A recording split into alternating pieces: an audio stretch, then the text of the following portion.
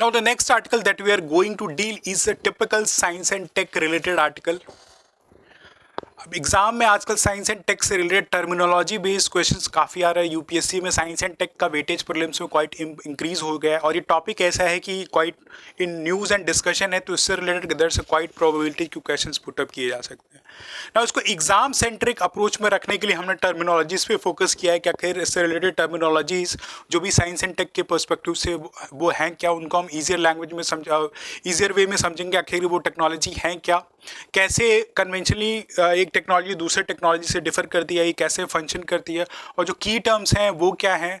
Chat GPT जैसा हम term use करते हैं, लेकिन जीपीटी एज एन एक्रोनिम क्या स्टैंड करता है, ये पीसीएस प्रीलिम्स में I think some PCS prelims में पूछा गया था कि एक्रोनिम स्टैंड क्या करता है। वो चीज़ों की अंडरस्टैंडिंग हमें होनी ज़रूरी है। तो इस बिहाफ पे हम ये डिस्कशन रखेंगे और इस पर हम टर्मिनोलॉजीज पे फोकस करेंगे और देखेंगे कि कैसे फंक्शन करता है। बियॉन्ड जो कुछ डाटास अवेलेबल इसमें दिए गए हैं वो हमारे मेंस के एग्जामिनेशन के लिए भी आप यूज़ कर सकते हैं। तो प्रेम्स पॉइंट ऑफ व्यू से इस पर फोकस करते हैं कि न्यूज़ में इसलिए रहा है कि माइक्रोसॉफ्ट ने ऑफ रीसेंट एक इंडिया बेस्ड स्टार्टअप है दैट इज नोन एज सर्वम एआई, उसके साथ कोलैबोरेट किया है। और कोलैबोरेट किस लिए किया है कि वॉइस बेस्ड जनरेटिव एआई का प्रोडक्ट ऐसा प्रोडक्ट जो है डेवलपमेंट हो सके, यानी कि वॉइस बेस्ड जनरेटिव एआई का जो प्रोडक्ट डेवलपमेंट हो सके उसके लिए जो है माइक्रोसॉफ्ट ने इंडियन बेस्ड स्टार्टअप सर्वम एआई के साथ कोलैबोरेट किया है। और इस कोलैबोरेशन के थ्रू जो माइक्रोसॉफ्ट का क्लाउड बेस्ड सर्विसेज प्लेटफॉर्म है जिसको एज्योर बोलते हैं, उस पर जो है लार्ज लैंग्वेज मॉडल्स को जो है डिप्लॉय कर सकता है माइक्रोसॉफ्ट को। तो एक इम्पॉर्टेंट डेवलपमेंट है कि एक बाहर की एमएनसी हमारे इंडिया बेस्ड स्टार्टअप सिस्टम के साथ कोलैबोरेट कर रही है ताकि मोर टेक्नोलॉजी ड्रिवन प्रोडक्ट्स इंडिया में मिल सके एंड साइमल्टेनियसली टेक्नोलॉजिकल अपग्रेडेशन हो सके। अब इसका बेनिफिट ये है कि इंडिया में जो है एआई ड्रिवन जो सर्विसेज हैं उनका प्रमोशन होगा और ऐसे बहुत सारे प्रोडक्ट्स जो है इंडिया में आएंगे जो कि एआई बेस्ड होंगे। बियॉन्ड लैंग्वेज का एक बहुत बड़ा क्रिटिकल इशू है। नॉर्मली आजकल हम हिंदी इंग्लिश ही यूज़ करते हैं और भी हमारे कंट्रीज़ में बहुत सारी लैंग्वेजेस हैं, तो उनकी ईजियर अंडरस्टैंडिंग हो, more people to people connectivity through technology हो सके, उसके लिए क्वाइट इंपॉर्टेंट और रेलिवेंट हो जाता है। हमारे कॉन्स्टिट्यूशन में एज यू नो कि 8th शेड्यूल में around 22 languages are mentioned. Beyond ऐसे कई सारे hundreds and hundreds of languages are there in our country, तो उनकी एक्सेसिबिलिटी उनको मोर ट्रैक फ्रेंडली बनाने के लिए ये जो है माइक्रोसॉफ्ट ने जो है हमारे इंडिया बेस्ड स्टार्टअप से जो है कोलैबोरेट किया है ना। ये न्यूज़ रिलेटेड डेवलपमेंट थी। अब देखते हैं कि एग्जाम सेंट्रिक अप्रोच में ये हमारे लिए कैसे इंपॉर्टेंट है। सबसे पहले तो आपको जो आर्टिफिशियल इंटेलिजेंस समझना है कि आर्टिफिशियल इंटेलिजेंस क्या है, right. Beyond that artificial intelligence, generative artificial intelligence क्या है। आजकल जनरेटिव एआई टर्म यूज़ किया जा रहा है, तो जनरेटिव आर्टिफिशियल इंटेलिजेंस क्या है, ये ट्रेडिशनल आर्टिफिशियल इंटेलिजेंस से कैसे डिफर करता है। बियॉन्ड जो तीसरा टर्म यहाँ पे यूज़ किया गया है वो voice based generative AI term use किया गया है। तो देखेंगे कि ये वॉइस बेस्ड जनरेटिव एआई क्या है, कैसे फंक्शन करता है। एंड बियॉन्ड दैट कुछ टर्म्स जो आज के टाइम में डेली टर्मिनोलॉजीज में हम यूज़ करते हैं, जैसे चैट जीपीटी के टर्म का हम यूज़ करते हैं, तो चैट जीपीटी में जीपीटी क्या स्टैंड करता है ये हम देखेंगे ताकि हम अपने एग्जाम के लिए क्वाइट प्रिपेयर्ड रहे। तो artificial intelligence as you know कि एक सिमुलेशन ऑफ ह्यूमन माइंड है, यानी कि ह्यूमन माइंड की एक टेंडेंसी होती है किसी चीज़ को कॉम्प्रिहेंड करना, अंडरस्टैंड करना, अपने आप को इम्प्रूव करना और इनोवेटिव बनना। जैसे हम एक ह्यूमन माइंड होता है ना, हम अलग अलग चीज़ें सोचते हैं, पढ़ते हैं, फिर उन चीज़ों को प्रोसेस करते हैं, उससे फिर एक अलग आउटपुट निकालते हैं, यानी कि ह्यूमन माइंड टोटली इन जो है प्रोसेस में रहता है। तो सेम ह्यूमन माइंड की एक्टिविटी को सिमुलेट करते हुए एक मशीन बेस्ड जो टेक्नोलॉजी है जिसको हम आर्टिफिशियल इंटेलिजेंस करते हैं, जो कि ह्यूमन माइंड का एक रेप्लिका हो जाता है, यानी कि ह्यूमन माइंड की तरह उसकी सोचने की टेंडेंसी हो जाती है, उसी को जो है हम आर्टिफिशियल इंटेलिजेंस बोलते हैं। ये क्वाइट लॉन्ग ईयर से आर्टिफिशियल इंटेलिजेंस हमारे कंट्री में ग्लोबली जो है यूज़ होता है, लेकिन अब क्वाइट एडवांस हो गया, उसी को जो जनरेटिव एआई बोलते हैं। तो दोनों डिफर कैसे करते हैं वो हम देखेंगे। फॉर द टाइम बिंग हम जो है अभी, क्योंकि ये माइक्रोसॉफ्ट और हमारे इंडिया बेस्ड स्टार्टअप के बीच में जो है वॉइस बेस्ड जनरेटिव एआई के लिए ट्रीटी हुई है। तो वॉइस बेस्ड जनरेटिव एआई क्या है, ये वॉइस बेस्ड जनरेटिव एआई एक आर्टिफिशियल इंटेलिजेंस सिस्टम है जो कि कैपेबल किस लिए, ह्यूमन लाइक स्पीच को जनरेट करने के लिए और वॉइस आउटपुट निकालने के लिए। मैं कुछ वॉइस में आपसे कम्युनिकेट कर रहा हूँ और थ्रू आर्टिफिशियल इंटेलिजेंस अगर मैं चाहूँ कि मोदी जी की आवाज़ में आपसे बातें करूँ तो इस वॉइस बेस्ड जनरेटिव एआई का यूटिलाइजेशन मैं कर सकता हूँ। बियॉन्ड कुछ स्पीच, ये जो स्क्रिप्ट्स मैंने लिखे हैं इसको मैं चाहता हूँ कि ये स्क्रिप्ट जो है आपको जो है यूएस के प्रेसिडेंट हैं जो बाइडेन, उनकी लैंग्वेज में आपसे कम्युनिकेट करूँ तो through voice based generative AI के थ्रू यूज़ कर सकते हैं। यानी कि एआई का यूज़ करके मैं अपने डिजायर्ड वॉइस आउटपुट निकाल सकता हूँ। सिमिलरली ह्यूमन लाइक स्पीच भी जो है इस वॉइस बेस्ड जनरेटिव एआई से यूज़ कर सकता हूँ। तो ये जो वॉइस बेस्ड जनरेटिव एआई है ये एडवांस टेक्निक्स का यूज़ करती है in the field of generative AI, ताकि जो नेचुरल लैंग्वेज की प्रोसेसिंग हो सके, स्पीच की सिंथेसिस हो सके और मोर रियलिस्टिक वॉइस जो कि नेचुरली साउंड करते हैं ऐसे वॉइसेस आ सके। एज यू नो कि अमिताभ बच्चन की वॉइस कितनी आज के टाइम पे पॉपुलर है, तो एआई का यूज़ करके कुछ ऐसे आज के टाइम पे ऑडियोज़ बनाए गए हैं जिसको अमिताभ बच्चन जी ने क्लेम किया था कि उनकी वॉइस का यूज़ न किया जाए ऐसे टेक्नोलॉजी मैनिपुलेशन के लिए। तो this is term related to voice based generative AI, जिसमें हम कुछ नए वॉइसेस को जो ह्यूमन लाइक स्पीच को डेवलप कर सकते हैं। अब ये फंक्शन करता है कैसे करता है, how does voice based generative AI works. तो हम क्या करते हैं कि बहुत सारे डाटास कलेक्ट करते हैं, डिफरेंट सेट ऑफ वॉइसेस को जो लेते हैं और उसके थ्रू जो मशीन को ट्रेन करते हैं। तो through the use of data जो है हम मशीन्स की ट्रेनिंग करते हैं और मशीन जो है artificial intelligence through deep learning models का यूटिलाइजेशन करती है, that is AI based generative models, और उनके थ्रू जो है टेक्स्ट टू स्पीच या वॉइस क्लोनिंग की जाती है। नाउ ये जो डीप लर्निंग मॉडल्स है उसमें कुछ टेक्निकल टर्म्स हैं जिनका यूज़ किया जाता है। तो प्रीलिम्स में इतना डीप में नहीं पूछेगा, लेकिन किससे रिलेटेड ये टर्मिनोलॉजीज हैं वो पूछा जा सकता है कि रेकरेंट न्यूरल नेटवर्क किससे एसोसिएटेड है, कन्वोल्यूशन न्यूरल नेटवर्क किससे एसोसिएटेड है, and beyond that transformer based architecture किससे रिलेटेड है। तो जो आप चैट जीपीटी जो आप आज के टाइम पे यूज़ करते हैं, एक एआई बेस्ड चैटबॉट है, वो जो है ट्रांसफार्मर बेस्ड आर्किटेक्चर है। और जो जीपीटी टर्म चैट जीपीटी में है उसका फुल फॉर्म है जनरेटिव प्री ट्रेन ट्रांसफार्मर। तो ये फैक्चुअली इंपॉर्टेंट है, ऑब्जेक्टिव बेस्ड क्वेश्चन आ सकता है। Recurrent neural networks as the command is recurrent in nature, recurring one by one. आपसे पूछा जाए, आप डाटा सेट मार रहे हो कि what is my name, right, तो आपने एक इनपुट दिया कि so and so individual is my name, right. Beyond that एक नाम पूछने के बाद हो सकता है आपका एड्रेस भी पूछा जाए, एक फॉलो अप क्वेश्चन होगा। तो मशीन क्या होती है, जो प्रीवियस में आपने क्वेश्चन पूछा उसको याद रखती है और साइमल्टेनियसली जो नेक्स्ट क्वेश्चन आप पूछ रहे हो उसे कोहेरेंस में जो है इंफॉर्मेशन देती है। तो उसी को जो है रेकरेंट न्यूरल नेटवर्क्स बोला जाता है।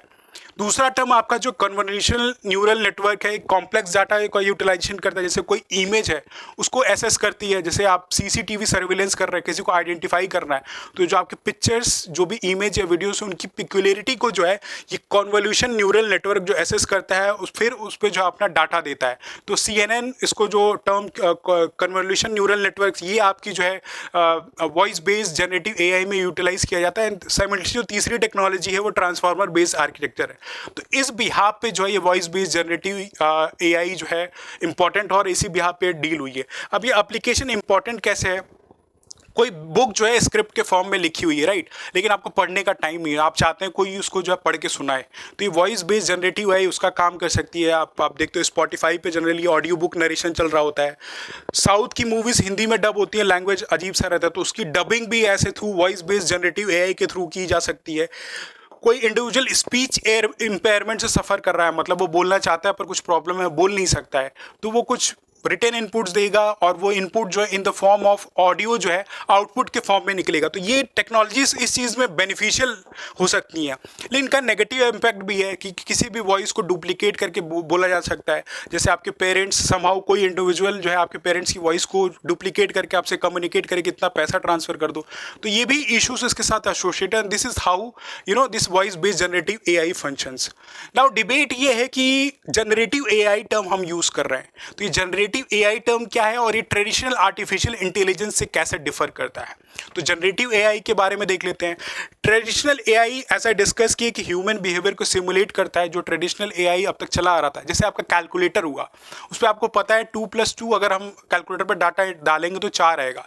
चेस का गेम अगर हम ऑनलाइन कंप्यूटर पर खेल रहे तो हम 100 एंड 100 गेम ऐसा मेजर लेंगे तो सामने कंप्यूटर की तरफ से ये रिस्पॉन्स होगा। यानी कि पहले ही रूल बेस्ड ऑर्डर पे वहाँ पे एआई प्रोग्राम था कि ये एक्टिविटी आप करेंगे तो 100 एंड 100 रिपरकशंस होंगे। वो traditional artificial artificial intelligence based approach था, यानी कि rule based as well as logic based approach पे जो है ट्रेडिशनल एआई रिलाई करता था।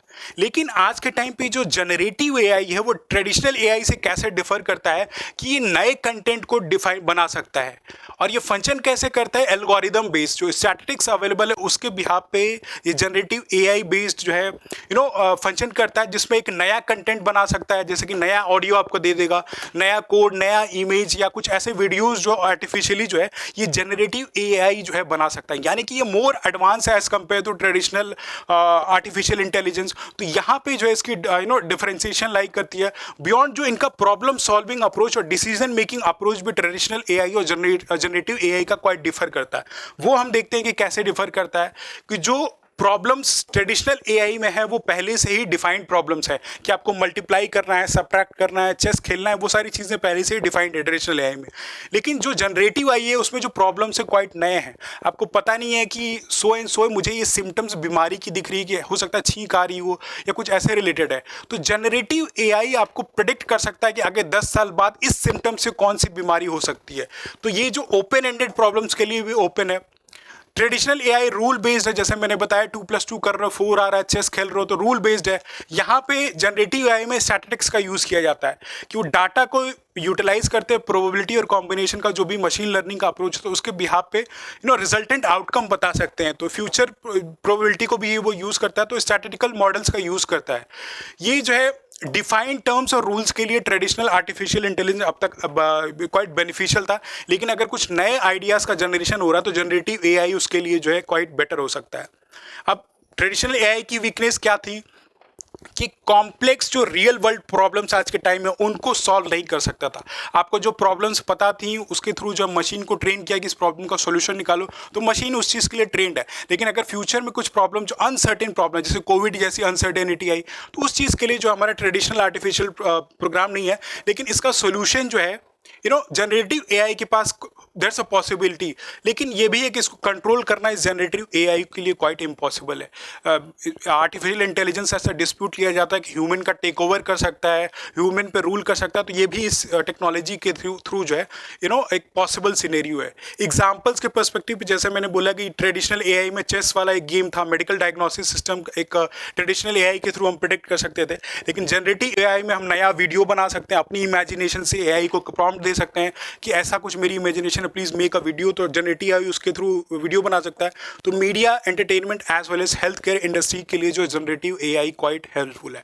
तो इस बिहाफ पे ये टॉपिक्स जो है हमारे एग्जाम के लिए इंपॉर्टेंट है। ट्रेडिशनल एआई, जनरेटिव एआई में क्या डिफरेंस है, कैसे ये दोनों एक दूसरे से डिफर करते हैं, बियॉन्ड जनरेटिव आर्टिफिशियल इंटेलिजेंस क्या है ये हम देख सकते हैं, and voice based generative AI क्या है उसको हमने समझा, कैसे फंक्शन करता है ये समझा। तो ये टर्म्स जो है हमारे एग्जाम के लिए क्वाइट इंपॉर्टेंट और रेलिवेंट है, और एक ब्रीफ सी एक्सप्लेनेशन मैंने दे दी है ताकि एप्लीकेशन बेस्ड क्वेश्चन कुछ अगर प्रीलिम्स से पूछा जाए तो you are quite capable to solve that questions, तो आप एकदम कॉन्फिडेंटली ऐसे क्वेश्चंस को सॉल्व कर सकते हैं। तो this is all related to this science and tech topic. Now the next article that we are going to deal is quite important और relevance. Prelims के साथ साथ ये mains के लिए भी quite important डेवलपमेंट है। इसकी जो न्यूज़ रिलेटेड डेवलपमेंट है वो आप मेंस में as an answer input related to right to information act के इम्प्लीमेंटेशन के बिहाफ पे डाटा का यूटिलाइजेशन आप कर सकते हैं कि राइट टू इंफॉर्मेशन एक्ट का जो है एप्लीकेशन कितना इनएफेक्टिव रहा या इसकी इफेक्टिविटी कैसे इम्पैक्ट हुई है। जो भी इंस्टीट्यूशनल डिज़ाइन इस लॉ के इम्प्लीमेंटेशन के लिए बनाए गए हैं वो क्या अब तक सोल एंड स्पिरिट में इम्प्लीमेंट हुए हैं या नहीं हुए हैं, उस पर जो है आप राइट टू इंफॉर्मेशन एक्ट से कुछ भी क्वेश्चन आए तो इस इंफॉर्मेशन इनपुट से जो आप क्वाइट इजीली यूज़ कर सकते हैं।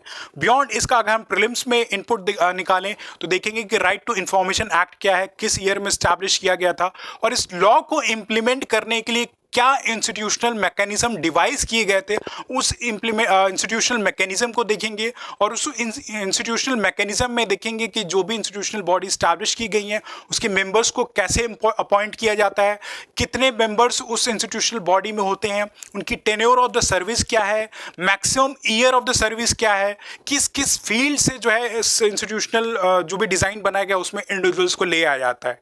तो इस बिहाफ पे आज का ये वाला सेशन हम बिगिन करते हैं। ये एक रिपोर्ट आई है जिसमें जो राइट टू इंफॉर्मेशन एक्ट से रिलेटेड जो इंस्टीट्यूशनल मैकेनिज्म बनाए गए हैं that is chief central information commission as well as state information commission उसके इम्प्लीमेंटेशन या उसकी जेनेटिक डाइवर्सिटी से रिलेटेड है, जेंडर डाइवर्सिटी से रिलेटेड है। यानी कि इस रिपोर्ट में हाईलाइट किया गया है कि जो भी इंस्टीट्यूशन डिवाइस किया गया है उसमें जेंडर डाइवर्सिटी रही है। सिर्फ 5% ऑफ द वुमेन, राइट, इस जो लॉ का जो इनैक्टमेंट हुआ है इन द ईयर 2005 उसके बाद से सिर्फ 5% महिलाएं ही इस लॉ के इम्प्लीमेंटेशन के लिए जो इंस्टीट्यूशन बनाया गया है उसमें काम कर रही हैं। तो जेंडर डाइवर्सिटी पे एक फोकस रखा गया है। Beyond this gender diversity, right, इस जो बॉडी बनाई गई इसमें डाइवर्सिटी का पर्सपेक्टिव भी रखा गया है कि डिफरेंट प्रोफेशन डिफरेंट फील्ड से लोग जो है इस बॉडी के जो मेंबर्स होंगे। लेकिन ऐसा देखा गया है कि सिर्फ जो गवर्नमेंट रिटायर्ड गवर्नमेंट एम्प्लॉयज हैं वही मैक्सिमम जो है अराउंड 58% जो एम्प्लॉयज जो मेंबर्स हैं वो गवर्नमेंट एम्प्लॉयज रहे हैं। बियॉन्ड दैट जर्नलिज्म एकेडमिक या सोशल एक्टिविज्म बेस्ड के जो मेंबर्स हैं उनका परसेंटेज बहुत ही मिनिमल रहा है। एंड बियॉन्ड जेंडर का तो ऑलरेडी एक पर्सपेक्टिव हाईलाइट किया कि वुमेन का रिप्रेजेंटेशन इस जो central information commission as well as state information commission है उसमें अराउंड द वर्ल्ड जो है अराउंड इंडिया के जो भी जहाँ स्टेट्स हैं वहाँ पे क्वाइट लो रहा है। बियॉन्ड जो ये बॉडी स्टैब्लिश की गई हैं इनको कुछ केसेस के डिस्पोजल के लिए बनाई गई कि ग्रीवेंसेस को समझेंगे, उन केसेस को डिस्पोज करेंगे। लेकिन यहाँ पे भी जो इनएफेक्टिव देखा गया है कि ये केसेस को रिटर्न कर दे रहे हैं, अपील्स लोगों की नहीं सुन रहे हैं, तो लो रेट ऑफ डिस्पोजेबल ऐसी सिचुएशन बताई गई है। ट्रांसपेरेंसी का एक कंसर्न बताया गया और ट्रांसपेरेंसी का कंसर्न किस फील्ड में, related to appointment and related to operation of this information commissions. Beyond that जो वैकेंसीज इस इंफॉर्मेशन कमीशन में उनको टाइमली फिलअप नहीं किया जा रहा है, यानी कि there is delay in appointment.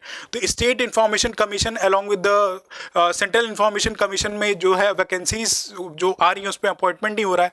State के बीच में डिस्क्रिपेंसी दिख रही है, जैसे स्टेट्स लाइक झारखंड, तेलंगाना, त्रिपुरा में जो है नॉन फंक्शनल या उन लोगों का अपॉइंटमेंट ही नहीं हो रहा वहाँ का जो स्टेट इंफॉर्मेशन कमीशन है, राइट। और बियॉन्ड दैट जो प्रोसीडिंग है उसमें भी ओपेसिटी देखी। तो आखिर ये देखते हैं कि आखिर जो स्टेट इंफॉर्मेशन कमीशन और सेंट्रल इंफॉर्मेशन कमीशन ये है क्या।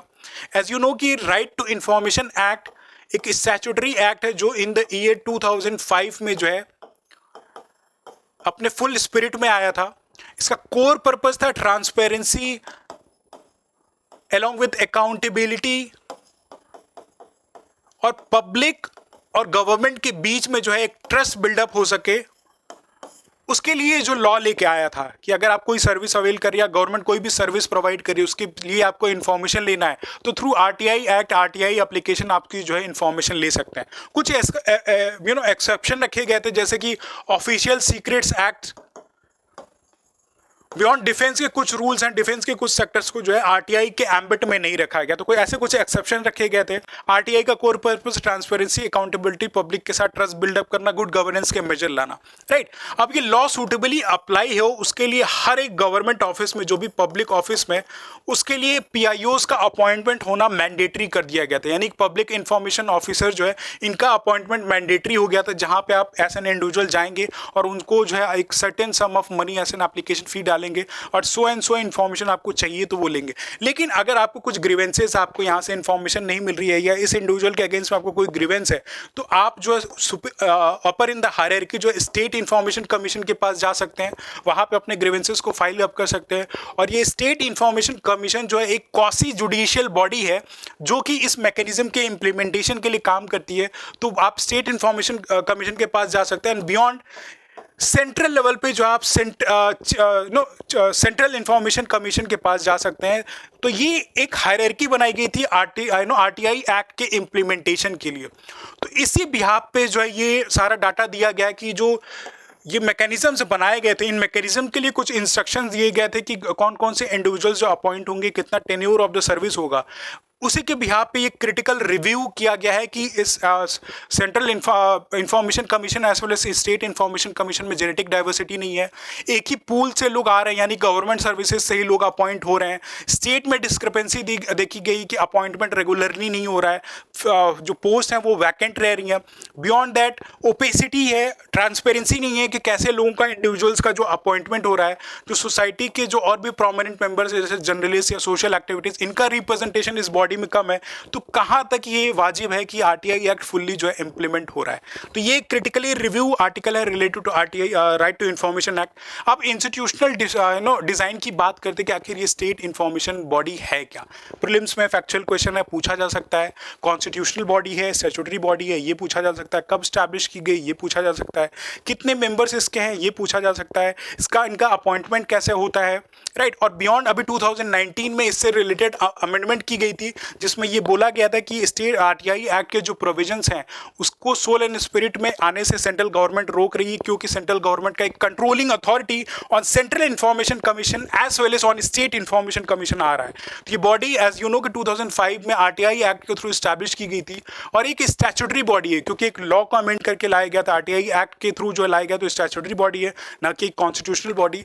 ये एक क्वासी जुडिशियल बॉडी है, यानी कि इसके पास कुछ जुडिशियल पावर्स है related to the issues of RTI, and simultaneously एक ऑटोनोमस बॉडी है। इसको आरटीआई एक्ट 2005 ऐसे डिस्कस कि उसके थ्रू स्टैब्लिश किया गया था। अब ये जो स्टेट इंफॉर्मेशन कमीशन है, ये जो है एनुअली जो है अपनी रिपोर्ट जो है स्टेट गवर्नमेंट को देगी कि उसने आरटीआई एक्ट के इम्प्लीमेंटेशन के लिए क्या क्या मेजर्स लिए, कैसे परफॉर्म की। स्टेट गवर्नमेंट को अपनी रिपोर्ट सबमिट करती है, और स्टेट गवर्नमेंट इन टर्न ये रिपोर्ट जो है स्टेट लेजिस्लेचर के फ्लोर पे प्रेजेंट करती है। तो this is how the state information commission functions. And beyond अगर मेंबर्स की बात करें तो एक स्टेट इंफॉर्मेशन कमीशन का जो है स्टेट चीफ इंफॉर्मेशन कमीशन एक हेड होता है, और मैक्सिमम जो है इस बॉडी में जो है 10 मेंबर्स हो सकते हैं, यानी कि 10 स्टेट इंफॉर्मेशन कमीशंस हो सकते हैं। और ये 10 स्टेट इंफॉर्मेशन जो SICs हैं, डिफरेंट फील्ड्स होंगे, इनमें विमेन का रिप्रेजेंटेशन होना चाहिए, अलग अलग फील्ड से लोग हों, ताकि इसकी इफेक्टिविटी और इसका इम्प्लीमेंटेशन हो। जो इनका टर्म इनिशियली रखा गया था 5 साल रखा गया था, एट मैक्सिमम 5 साल या 65 साल, यानी कि जो भी पहले हो। अगर ये 63 साल में अपॉइंट हो रहे हैं और 65 साल के कंप्लीट हो गए तो 2 ईयर की सर्विस देंगे, यानी कि इन दोनों में से जो भी नज़दीक हो, या 5 साल की टेन्योर कंप्लीट हो तो इनका जो टेन्योर कंप्लीट हो सकता है। एंड बियॉन्ड इनको जो है रीअपॉइंट भी किया जा सकता है, right. They are eligible for reappoint as a term conditions की 5 साल का टेन्योर अगर 63 में कंप्लीट कर लिया, 63 की एज में 2 साल बाकी है, तो फिर से अपॉइंट भी किए जा सकते हैं। तो ये मैक्सिमम एक स्टेट इंफॉर्मेशन कमीशन है, 10 मैक्सिमम मेंबर्स इस स्टेट इंफॉर्मेशन कमीशन के होंगे। अब इनका अपॉइंटमेंट देखते हैं कैसे करते हैं। स्टेट इंफॉर्मेशन की जो सिलेक्शन कमेटी है वो चीफ मिनिस्टर चेयर करते हैं, और उसमें जो मेंबर होते हैं चीफ मिनिस्टर के साथ जो हाई कोर्ट के चीफ जस्टिस होते हैं वो होते हैं, और बियॉन्ड कुछ और मेंबर जैसे कैबिनेट मिनिस्टर, जो चीफ मिनिस्टर जिनको अपॉइंट करते हैं अपने बिहाफ पे। चीफ मिनिस्टर एक कैबिनेट मिनिस्टर अपॉइंट करते हैं, चीफ जस्टिस हाई कोर्ट के, और लीडर ऑफ द अपोजिशन जो लेजिस्लेटिव असेंबली है वो जो है इसके जो सिलेक्शन कमेटी के मेंबर होते थे। तो आपने देखा कि 4 मेंबर्स इस सिलेक्शन कमेटी में है। नाउ एक डिबेट ये था, यहाँ पे लीडर ऑफ अपोजिशन रखा गया है, तो सेम कंडीशन जो है सेंट्रल लेवल पर CIC के अपॉइंटमेंट के लिए कि वहाँ prime minister, chief justice of supreme court है, बियॉन्ड कैबिनेट मिनिस्टर और लीडर ऑफ अपोजिशन है। तो जब लास्ट टाइम जो है UPA NDA की गवर्नमेंट आई थी, तो लीडर ऑफ अपोजिशन का जो क्राइटेरिया वो मीट आउट नहीं हो रहा था। तो इस पे जो मेंबर्स का अपॉइंटमेंट है वो डिले नहीं हो रहा था कि कोई लीडर ऑफ अपोजिशन है ही नहीं, तो मेंबर्स का अपॉइंटमेंट कैसा होगा। तो supreme court came up the view कि जो leader of the largest majority party है, सेकंड लार्जेस्ट मेजॉरिटी पार्टी का जो लीडर है वो as a leader of opposition consider होगा, और तब जाके इस सेंट्रल इंफॉर्मेशन कमीशन में जो मेंबर्स को अपॉइंट किया गया। तो ये selection committee at state level और सेंट्रल लेवल पे prime minister, chief justice, cabinet minister along the leader of opposition, जो कि सेकंड लार्जेस्ट मेजॉरिटी पार्टी का लीडर होगा। और जो मेंबर्स अपॉइंट किए जाते हैं वो पब्लिक लाइफ में उनका एविडेंस हो, नॉलेज ज़्यादा हो, law, science, technology, social service, management, journalism, mass media, governance, इन सारे फील्ड से रिलेटेड इंडिविजुअल्स को जो है इस कमेटी का जो इस कमीशन का जो ऐसा मेंबर बनाया जाता है। और इनकी रिकमेंडेशन जो है सिलेक्शन कमेटी जो गवर्नर को देता है, और गवर्नर जो है फाइनली स्टेट इंफॉर्मेशन कमिश्नर को जो अपॉइंट करता है, राइट। तो this is all related to state information commission की उनका अपॉइंटमेंट कैसे होता है। टेन्योर ऑफ सर्विस 5 साल और मैक्सिमम 65 साल का एज रखा गया है। ना इसमें पहले ये चीज़ बनाई गई, लेकिन 2019 में एक अमेंडमेंट लाया गया जिसमें सेंट्रल लेवल पे जो सेंट्रल इंफॉर्मेशन कमीशन है उस पर सेंट्रल का रोल दे दिया गया कि अगर सेंट्रल चाहे तो ये 5 साल से पहले भी इनको हटा सकता है, यानी कि सेंट्रल का इंटरफेरेंस इनके अपॉइंटमेंट में आ गया। तो इसकी ऑटोनॉमी पे एक क्वेश्चन आ गया था कि ये कैसे जो है सूटेबली ये जो है लॉ का प्रोविजंस है वो अप्लाई इम्प्लीमेंट हो सकता है। तो this is all related to this article कि कैसे हमारे एग्जाम के लिए इंपॉर्टेंट है। मेंस के लिए क्या आप डाटा यूटिलाइज कर सकते हो कि कैसे एनोमॉली देखी गई है जनरल डाइवर्सिटी में, प्रोफेशनल डाइवर्सिटी में, अपॉइंटमेंट में, ट्रांसपेरेंसी में, ओपेसिटी में। तो राइट टू इन्फॉर्मेशन एक्ट कुछ अगर ऐसा क्वेश्चन आता है मेंस में कि आप उसको क्रिटिकली एनालाइज कीजिए, तो ये फीडबैक्स आप जो है अपने आंसर में दे सकते हैं। बियॉन्ड प्रीलिम्स में इससे रिलेटेड जो इंस्टीट्यूशनल डिजाइंस हैं, सेंट्रल इंफॉर्मेशन कमीशन या स्टेट इंफॉर्मेशन कमीशन कितने मेंबर है, कितना टेन्योर ऑफ द सर्विस है, कौन अपॉइंट करता है, ये सारे इंफॉर्मेशन आप इससे जो है एग्जाम में दे सकते हैं। Now the next article that we are going to deal is related to government policies and program. Government कोई भी नई पॉलिसी या स्कीम, गवर्नमेंट स्कीम लेके आती तो हमारे एग्जाम के लिए क्वाइट इंपॉर्टेंट हो जाता है। उस पर बेस्ड कंटेम्प्रेरी जो प्रीलिम्स या मेंस एग्जामिनेशन देयर से प्रोबेबिलिटी कि उससे रिलेटेड क्वेश्चन पूछे जाएं, तो उस पर हमें फोकस करने की ज़रूरत है कि वो गवर्नमेंट स्कीम है क्या, उसकी इम्प्लीमेंटिंग मिनिस्ट्री कौन सी है, उस स्कीम का प्रोविजन क्या है, या उस स्कीम से रिलेटेड क्या क्या और अर्लियर में स्कीम्स रन कराई जा चुकी हैं, और इसी स्कीम का जो प्रोविजंस है वो लार्जली कैसे हमारे इंडियन सोसाइटी को इम्पैक्ट करता है। तो इसी बिहाफ पे ये टॉपिक हम डिस्कस कर रहे हैं, जिसमें गवर्नमेंट ने यूनियन कैबिनेट ने ऑफ रिसेंट अप्रूवल दे दिया है। एक नई सब स्कीम है प्रधानमंत्री मत्स्य किसान समृद्धि सहयोजना, मत्स्य किसान समृद्धि यानी कि फिशरीज से रिलेटेड ये स्कीम को जो है अप्रूवल दे दिया गया है। और ये स्कीम एक सब स्कीम है, यानी कि ऑलरेडी एग्जिस्टिंग स्कीम है उसके एम्बिट में काम करेगी। और वो ऑलरेडी एग्जिस्टिंग स्कीम कौन सी है? प्रधानमंत्री मत्स्य संपदा योजना, यानी कि फिशरीज सेक्टर के डेवलपमेंट के लिए एक ऑलरेडी स्कीम जो है गवर्नमेंट 2020 से रन करा रही है, जिसको प्रधानमंत्री मत्स्य संपदा योजना बोला जाता है। और उसी के एम्बिट में एक सब स्कीम, जो ये नई सब स्कीम है, इसको शुरू किया गया है, जिसका नाम है प्रधानमंत्री मत्स्य किसान समृद्धि सहयोजना। सहयोजना ऐसे टर्म मतलब सब स्कीम है, तो क्वाइट इंपॉर्टेंट हो मतलब क्वाइट प्रेडिक्टेबल हो जाता है। इसकी जो इम्प्लीमेंटिंग एजेंसी है वो ministry of fisheries, animal husbandry and dairying है। तो ये क्वाइट इंपॉर्टेंट हो जाता है। ऑलरेडी फिशरीज है तो क्वाइट प्रेडिक्ट कर सकते हैं, लेकिन जब भी गवर्नमेंट स्कीम आप पढ़ें तो ये चीज़ ज़रूर ध्यान देंगे कि उसकी इम्प्लीमेंटिंग मिनिस्ट्री कौन सी है। तो ये स्कीम को जो है ऑफ रिसेंट गवर्नमेंट ने अप्रूवल दे दिया है ना। इस स्कीम पे फोकस करने का कुछ डायमेंशंस जो है वो ध्यान देने की ज़रूरत है कि जब भी कोई स्कीम लेके आती है तो एक सर्टेन सेक्टर या सर्टेन इंडिविजुअल्स, सोसाइटी के कुछ इंडिविजुअल्स के लिए वो उनके बेनिफिट के लिए वो स्कीम लेके आती है। तो इस स्कीम पे देखेंगे कि फिशरीज सेक्टर के लिए ध्यान रखा गया है। इस स्कीम की इंक्लूसिविटी बढ़े इसलिए वुमेन के लिए फोकस रखा गया है, माइक्रो जो इंटरप्राइजेस हैं उन पे फोकस रखा गया है, एंड बियॉन्ड इसकी डेवलपमेंट बेनिफिट्स कैसे रीचेबल हो, सस्टेनेबल इकोनॉमी और सस्टेनेबल प्रैक्टिसेस के बिहाफ पे जो हमारी प्रैक्टिसेस हैं फिशरीज की वो इस स्कीम के थ्रू जो है रन हो। तो ऑलरेडी जो गवर्नमेंट प्रधानमंत्री मत्स्य संपदा योजना ये स्कीम रन करा रही है ताकि फिशरीज सेक्टर में काफ़ी रिफॉर्म आए, जो फार्मर्स जुड़े हुए हैं, जो फिशरीज को अडॉप्ट करते हैं, उनकी जो इनकम है वो डबल हो सके। तो ऐसा एग्जांपल भी इसको इनपुट में आप यूज़ कर सकते हैं। अगर आपको डबलिंग्स फार्मर इनकम से यूज़ ऐसा डाटा दिया जाए तो ये किसान संपदा योजना, जिसमें फिशरीज सेक्टर का जो पोटेंशियल है उसको बूस्टअप करने की बात की गई है। लॉजिस्टिक्स सेक्टर जो फिशरीज का ट्रांसफरिंग एक जगह से दूसरी जगह सेल के लिए जब आता है तो लॉजिस्टिक्स सेक्टर पर फोकस रखा गया। कोल्ड स्टोरेज फैसिलिटीज़ बनाई जाए beyond inland fisheries along with जो कोस्टल एरियाज में फिशिंग होती है उनमें इकोनॉमिक मेजर आया जाए या इकोनॉमिक बेनिफिट लोगों तक पहुंचे, उसके लिए जो है इस प्रधानमंत्री संपदा योजना का जो है बेनिफिट लाया गया है। बियॉन्ड जो फिशरीज की प्रैक्टिसेस हैं वो सस्टेनेबल हों, एक सस्टेनेबल इकोनॉमी बेस्ड हों, एक सस्टेनेबल एनवायरनमेंट पर इम्पैक्ट लाएं, इसके लिए ये जो है स्कीम रन कराई जा रही है।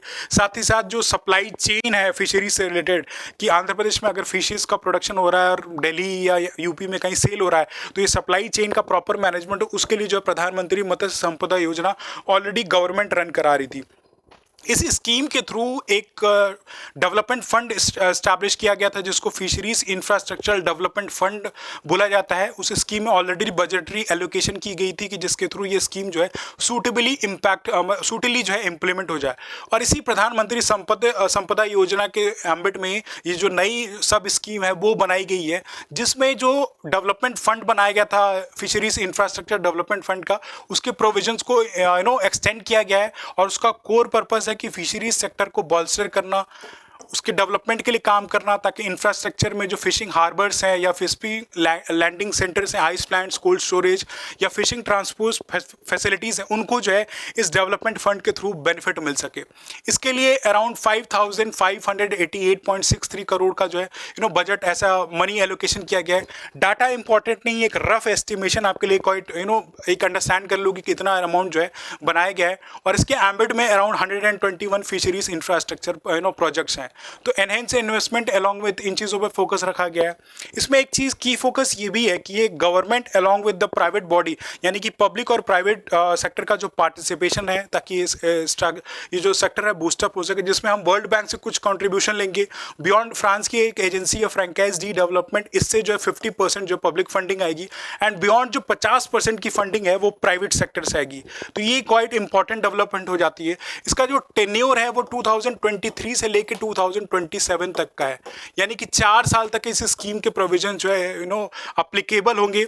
और इससे जो बेनिफिट होगा, इससे जो फिशरमैन उनको बेनिफिट होगा, जो एक्वाकल्चर फार्मर्स उनको होगा, जो फिश वेंडर्स जो मछली बेचते हैं उनको होगा, ओवरऑल जो फिशरीज सेक्टर है उनकी फॉर्मलाइजेशन पे बेनिफिट मिलेगा, राइट। मोर एंड मोर जो है इस फिशरीज इंफ्रास्ट्रक्चर डेवलपमेंट फंड से लोगों को कैश मिलेगा जो फिशरीज बिजनेस में इन्वॉल्व है, तो इंस्टीट्यूशनल क्रेडिट का सपोर्ट मिलेगा।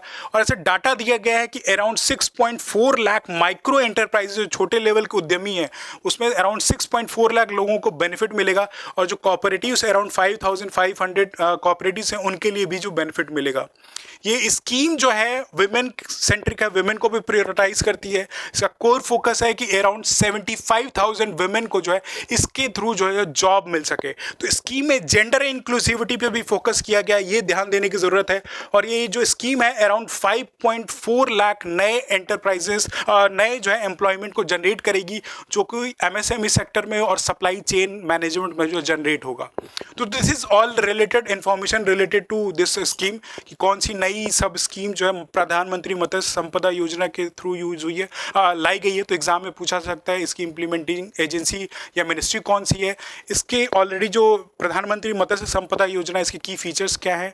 एक तो फार्मर्स के इनकम को डेवलप करना, मोर सोसाइटी में इंक्लूसिविटी, हर सेक्टर को ध्यान देना, इन चीज़ों पे इस स्कीम से there is a probability question can be asked.